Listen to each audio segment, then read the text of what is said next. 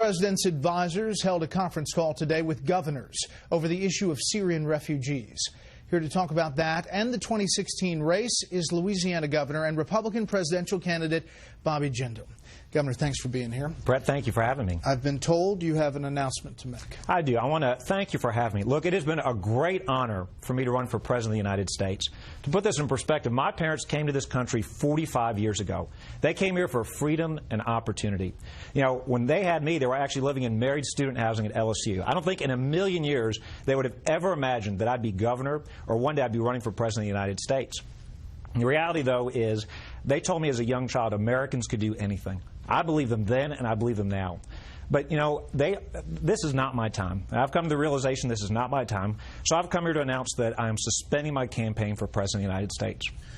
Why didn't your candidacy take off, do you think? You know, Brett, we spent a lot of time developing detailed policy papers. And given this crazy, unpredictable election season, clearly there just wasn't a lot of interest in those policy papers. But the reality is, I think the Republican Party has to lay out the pathway why we are the party for opportunity and growth. Let the left be the party about redistribution, about government spending, government dependence.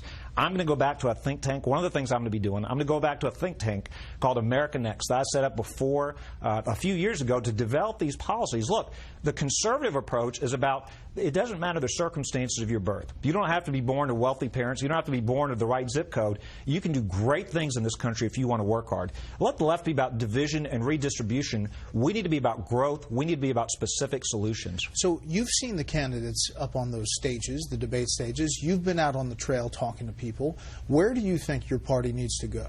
Well, look, the left is all about redistribution and weakness abroad. Where I think my party needs to be, where the Republican Party, the conservative movement needs to be, is specific solutions and also taking on the threat of radical Islamic terrorism. Brett, we've got a president, he's a community organizer at a time of war. He doesn't even want to say the words radical Islam. The reality is, earlier this year, I went abroad, I went to Europe, and I gave a speech. I came back here and said, Europe has a problem. They're not assimilating many of these Muslims. We must not let that happen here. Now, the left hated that. The reality is that we've got to continue to tell the truth. Immigration without integration is not immigration, it's an invasion. We must not let that happen here. I want to talk about the refugee issue, and you're a Louisiana governor, and there's a lot of issues pressing. But is there a sadness to this announcement? I mean, what's your feeling today? Well, look, we live in a great country. I can't thank America has given me and my family so many blessings and opportunities. I'm not going to stop fighting for my conservative beliefs and principles. Certainly, we thought it would end differently, but the reality is this isn't my time. Here is my message to Americans out there. As conservatives, I know we believe this country is on the wrong track, and I believe that. But this is still a great country. Every morning we need to wake up and give thanks. We are blessed to be in the greatest country in the history of the world. And those of us that believe in American exceptionalism and freedom need to be willing to fight for it. This is our moment. That same freedom and opportunity that brought my parents here, that is slipping away in front of us. It's not too late for us to fight to get it back, but we'd better fight for it now. Are you going to endorse?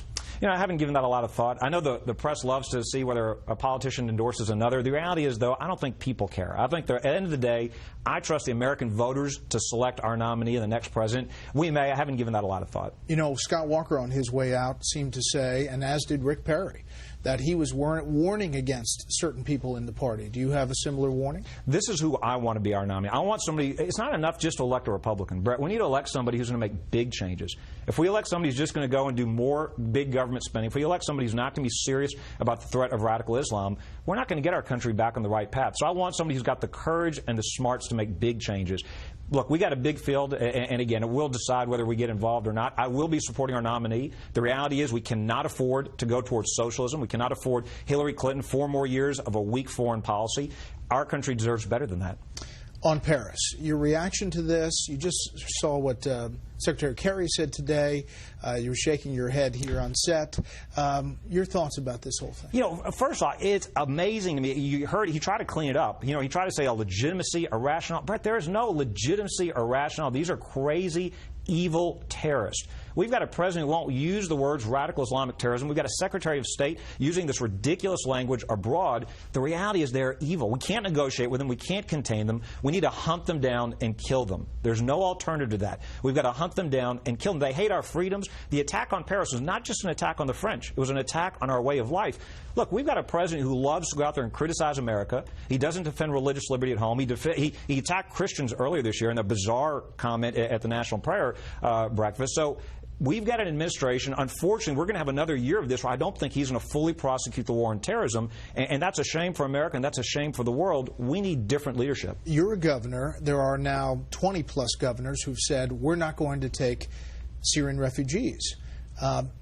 First of all, can governors say that to the federal government, who's responsible for this, and what's your thought on it? We have. Look, I issued an executive order telling my agencies to do everything we can. We don't want these refugees in our state. I've ordered the state police to track the ones that are already in Louisiana. They didn't tell us when they sent these refugees to Louisiana. The reality is... They didn't tell you? No. We had no warning up front ahead of time. And how many? So it was 14 originally. One of those has been relocated to D.C. And so it was... Because there was a story online that one of them was missing. That's right. And that's not true? No, that is the one that has been relocated to D.C. And so, but state police knows where those that are in our state are, but they haven't committed to us that they're going to tell us ahead of time when they send additional refugees. And this reminds me, they sent almost 2,000 unaccompanied the children from the last couple of years, and they didn't tell us that either. This is so important. Now, I know the ACLU, you're asking, can governors do this? The ACLU has already threatened us, saying this isn't constitutional. But the ACLU has also said to a principal in Louisiana, you can't say God bless you. They're a crazy group. I mean, what they choose to litigate, it doesn't make sense to me. But at the end of the day, this president needs to understand, when you've got governors, and now I understand there's a Democratic governor as well, saying this is dangerous. Now, the president, who doesn't defend religious liberty, is saying it is religious discrimination not to allow these people into our country. That's nonsense, Brett. Why would we allow people in the country when ISIS has told us they're going to send terrorists with these refugees? We've already seen this. One of the attackers in Paris had a Syrian passport. Why in the world would we allow them to come into our country? Look, we know that immigration can either make our country stronger or weaker. This president's policies are making our country weaker. This is a mistake. This is a threat to our way of life. You've got a president who won't even call the attack on Fort Hood a terrorist attack. He still says it's an incidence of workplace violence. How is he going to defeat radical Islamic terrorism when he won't even name the enemy? Final thing, Governor. Ending this campaign here tonight, you started it by telling your kids on this online video. What's your family's reaction to this whole experience? Well, look, my wife's here with me. We've talked to our kids. I've been blessed with the best family you could ever have. I've gotten, from my parents, the love of high expectations. My dad's 1 and 9, the first that got past the 5th grade, proved to us that you can do anything in this country if you work hard and if you apply yourself. I've got an incredible wife, my best friend. We've been married 18 years, 3 young kids. Their biggest question is, can they still get a dog? If you remember when we talked about running for president, now they've got, look, they are great young kids in school. They've got dreams for our country. For their sake, even though I'm not going to be a candidate for president, we had better elect the right candidate so we can restore the American dream before it's too late. Well, Governor, thank you for your time. Brett, thank you for having me. Good luck.